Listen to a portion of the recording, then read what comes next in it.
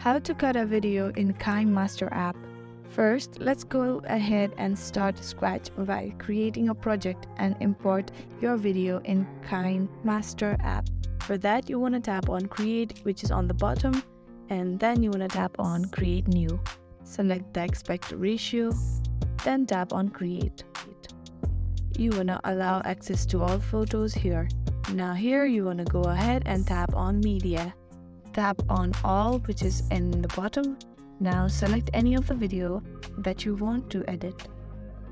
And now you want to go ahead and place this thing in the middle where you want to split or cut.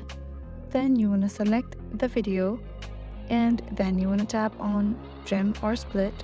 Then tap on Trim Left or Trim Right, or just tap on Split. And that is how you can cut a video in KineMaster. I really hope this video helped you out. Thank you so much for watching till the end.